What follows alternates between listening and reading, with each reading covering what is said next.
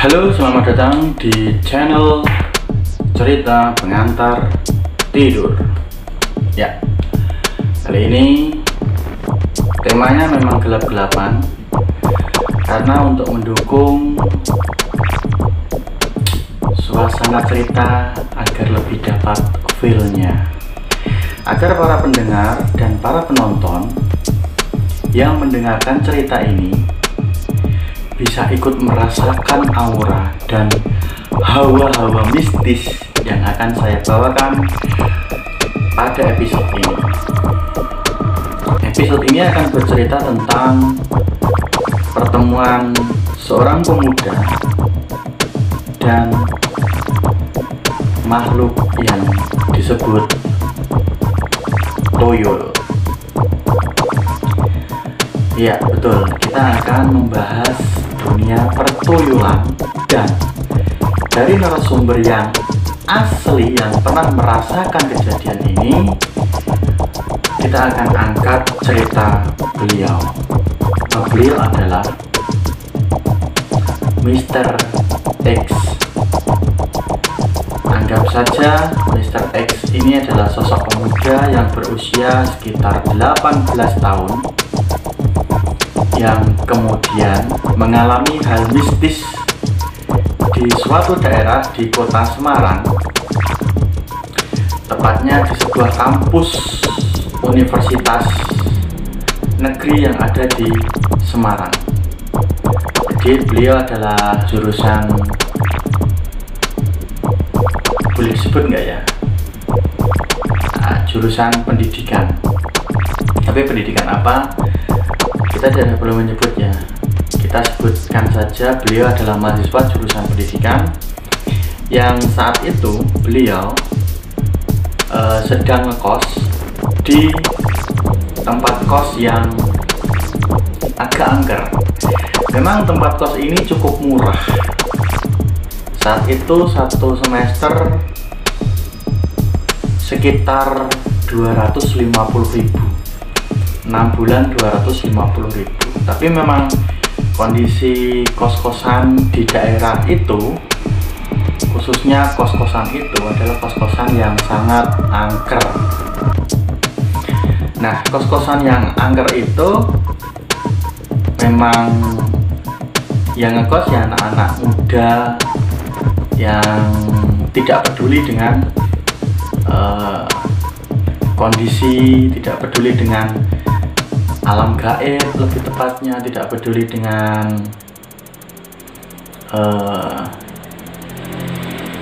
daerah yang angker atau mistis, sehingga karena harganya murah ya kos-kosannya cukup ramai. Tapi banyak sekali kejadian-kejadian janggal atau kejadian-kejadian aneh dan mistis yang dialami oleh anak kos. Salah satunya adalah Mr. X tadi. Ceritanya adalah ini waktu Ramadan, jadi bulan puasa ya. Saat Ramadan si X itu tidak bisa tidur sekitar jam 2, nggak bisa tidur. Kemudian si X berencana untuk cari makan untuk sahur. Jadi sekitar jam 2 si X keluar dari tempat kos. Tapi karena si X merasa kalau keluar sendirian takut, masih ada rasa takut walaupun nggak peduli dengan hal semacam itu, akhirnya si X ngajak temen. Nah, mereka berdua jalan keluar dari kos, kemudian keluar dari gang. Nah, saya jelaskan dulu, kosnya itu ada di sebuah gang, masuk gitu, terus kemudian di ujung gang itu buntu. Jadi tempatnya itu masuk di ujung gang buntu, terus ada gang kecil ke kanan. Nah, masuk ke kanan itu, dari gang buntu itu ke kanan itu ada kebun pisang. Jadi dari gang itu ke tempat kosnya itu ada kebun pisang jaraknya sekitar 10 meter. Karena kebun pisang nggak ada penerangan, nggak ada lampunya kan, nggak ada siapa yang mau menerangi kebun pisang kan, nggak ada. Jadi gelap. Jadi kalau keluar dari kos-kosan itu, penerangan satu-satunya adalah lampu yang ada di teras kos. Nah, keluar dari kos, lampu teras sudah dinyalakan, tapi kan jalan menuju ke gang yang tadi, jalan gang utama itu tadi gelap, maka diambillah senter. Nah, diambillah senter, keluar sampai ke jalan gang masih normal, belum ada apa-apa. Tidak terjadi apa-apa, cuman hanya gelap saja. Nah, sampai gang, jalan menuju ke rumah makan. Karena rumah makan di sekitaran jam 2 belum ada yang buka. Nah, jalannya agak jauh ke tempat makan yang ada di jalan utama atau jalan besarnya. Di sekitar gang itu ada jalan besarnya, ada warung. Nah, warung ini warung 24 jam ke situ. Akhirnya pesan makanan, dibungkus, selesai, pulang. Jalan pulang itu sebelum masuk ke gang itu ada kaleng. Kaleng tempat susu karamel di pinggir jalan sih, nggak di tengah banget, di pinggir jalan gitu. Entah siapa yang meletakkan, iseng-iseng si X tadi nendang, kelontang gitu. Niatnya untuk membangunkan orang-orang atau anak-anak kos yang ada di sekitar gang situ. Jadi ditendang keras sekali, kelontang gitu. Tiba-tiba terdengar suara, aduh. Padahal di gang itu, di jalan gang buntu tadi, itu nggak ada orang satupun, tapi terdengar kata aduh. Lalu ditanyalah ke temen sebelahnya yang diajak si X tadi. Loh, kok kamu bilang aduh? Si teman tadi bilang saya nggak bilang aduh kok. Tapi kamu dengar tadi ada suara aduh. Dengar? Saya juga dengar. Akhirnya lari berdua. Lari entah kenapa sampai di ujung gang buntu tadi, si X tadi terjatuh seperti kakinya itu ditendang orang gitu. Jadi kayak dia seperti menendang daging empuk-empuk gimana gitu, gubrak gitu, jatuh kan. Karena panik dua-duanya, tempat yang ujung gang tadi menuju ke tempat kos itu kan 10 meter ya. Tanpa peduli apapun langsung lari masuk ke kamar kos.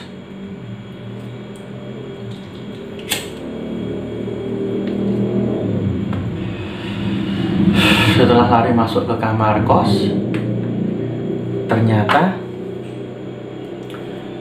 makanan yang dibeli tadi, makanan yang si X tadi beli bungkus dari warung tadi, ketinggalan di jalan tadi. Sedangkan makanan yang temennya ke bawah, maksudnya nggak jatuh karena memang dibawa sendiri-sendiri kan. Si X bawa sendiri, si itu bawa bungkusan sendiri, si temennya tadi. Akhirnya karena ketinggalan di ujung gang tadi, di jalan buntu, gang buntu tadi, mau tidak mau kan harus kembali ke situ untuk mengambil. Karena takut dibangunkan satu kos semuanya. Ada sekitar 8 anak kos. Karena ada 4 kamar, satu kamar 2 orang, ada 8 anak kos. Dibangunkan semua termasuk si X. Jadi 8 anak kos tadi datang ke gang buntu tadi untuk mencari makanan yang jatuh tadi, makanan yang dibawa si X jatuh tadi, yang si X waktu itu tersandung kan. Nah, setelah tersandung jatuh, kemudian dicarilah makanan itu di sekitar situ, nggak ketemu. Bungkus plastik yang isinya makanan itu dicari nggak ketemu, bayangkan. Padahal jatuhnya di ujung gang dan tidak ada siapa-siapa. Berdelapan mikirnya, mungkin diambil kucing, mungkin ya.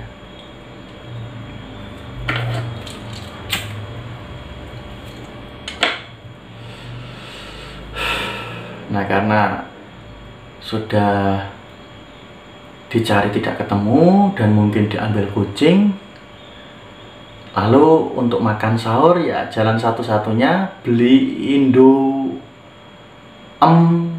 mie. Nanti dikira sponsor, belilah mie instan ke warung lagi, karena sudah sekitar jam setengah 3, jam 3 kan warung sudah pada buka semua tuh. Akhirnya datang ke warung beli mie instan, niatnya mau dimakan di warung itu. Datang ke warung, beli, dimasak di warung burjo tuh, dimasak, dimakan di tempat, pulang. Selesai pulang, mau masuk kamar mandi, bungkusan yang tadinya jatuh tadi, yang waktu di ujung gang dia lari ketakutan jatuh, ada di atas meja di samping kamar mandi. Jadi kamar mandi itu ada meja yang fungsinya meja itu adalah untuk meletakkan sabun, sampo, serta gayung. Anak-anak kos itu kalau meletakkan gayung di meja itu. Nah, saat mau masuk kamar mandi, si X melihat ada bungkusan hitam. Setelah dibuka ternyata nasi telur yang tadi jatuh. Lalu satu kos dibangunkan semua, bukan dibangunkan ya, satu kos ditanya satu-satu, siapa yang membawa nasi saya tadi? Dan satu kos kompak menjawab tidak ada satupun yang membawa nasi itu. Akhirnya karena heran plus dongkol plus sahur hanya pakai mie instan rebus, dimakan tuh. Blab blab blab blab blab blab. Selesai makan, masuk kamar mandi lagi, cuci muka, cuci tangan, keluar, masuk ke kamar kos. Dia menemukan kaleng yang tadi ditendang ada di atas tempat tidur. Makin panik dong. Ini siapa yang iseng ya? Panik, marah-marah di dalam kos sendiri. Nggak berani menuduh temannya, juga nggak berani menuduh siapa. Tapi dia heran kenapa barang-barang itu ada di kamarnya. Setelah itu dibuanglah lewat jendela kan. Jendela dibuka, itu kan sawah langsung. Dibuanglah bukan sawah ya, kebun kosong lah. Dibuanglah di kebun kosong itu. Nah, setelah dibuang di kebun kosong itu, tidur dong. Tidur niatnya sambil nunggu sholat subuh. Nah, saat tidur sambil mendengarkan radio, karena zaman itu tahun 2011 belum ada handphone. Adanya radio hiburan anak kos kan radio ya, TV aja sinyalnya nggak masuk ke situ. Sinyal stasiun TV itu nggak masuk. Akhirnya masuk ke kamar, mendengarkan radio, ceramah-ceramah gitu, niatnya menunggu rebahan sambil menunggu sholat subuh. Tiba-tiba punggungnya diinjek-injek anak kecil. Kan diinjek-injek anak kecil tuh. Takut, dia langsung dari telungkup tadi, rebahan telungkup, dia langsung membalikkan badan, set, anak kecilnya nggak ada, hilang. Setelah dilihat pintunya terkunci.